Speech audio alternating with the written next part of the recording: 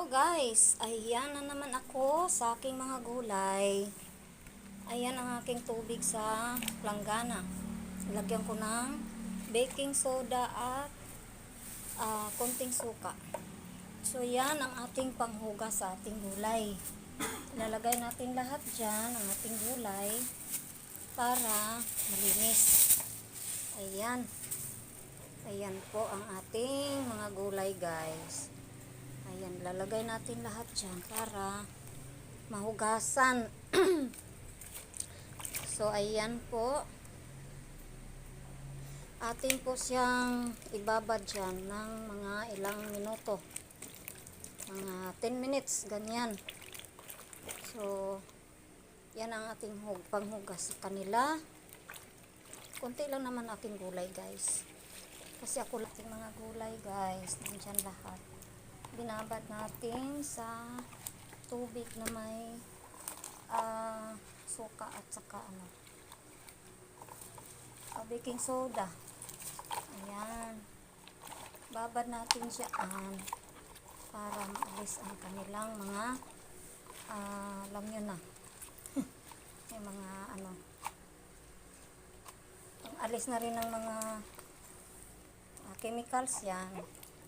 Kaya, tingnan nyo pag nababad. Lalo siyang, lalong green na green siya. Diba? Tapos ang ating talong, okra, at saka nandyan na lahat. Ayan, mamaya, babanlaw natin. So, ayan. Lahat ang ating mga gulay ay nakababad. So, mawawala yung kanyang chemical. At syempre, malilinis na rin. Ayan guys, ang ating update for today. Yan ang aking nilalakad. Ang layo-layo pa ng pinuntahan ko guys. Kasi siya Tiangge. Kaya ang daming gulay, malinis ang lugar, walang pollution doon. Walang doon. Taga na saging at kamote. Yan ang aking hapunan guys. Hintayin natin maluto. At aking i-partner doon sa aking tuyo at saka yung bagoong na isda. Ginamos.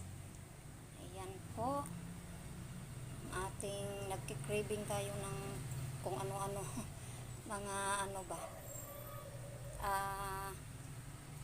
Tawag namin ito sa probinsya ay lagutmon, mga root crops na mga pagkain guys. Ayan.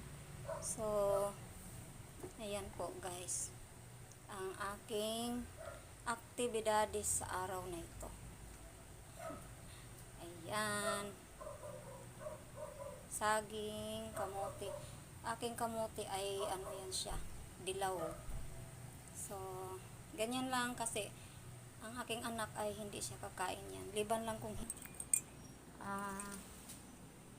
nabili sa araw na ito. Ayan po ang ating mga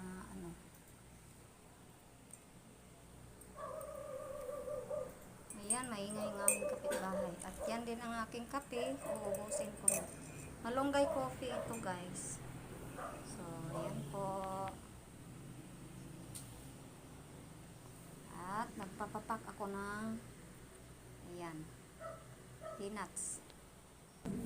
Ilalagay na lang natin sa mga box. Ayan. Ayan guys.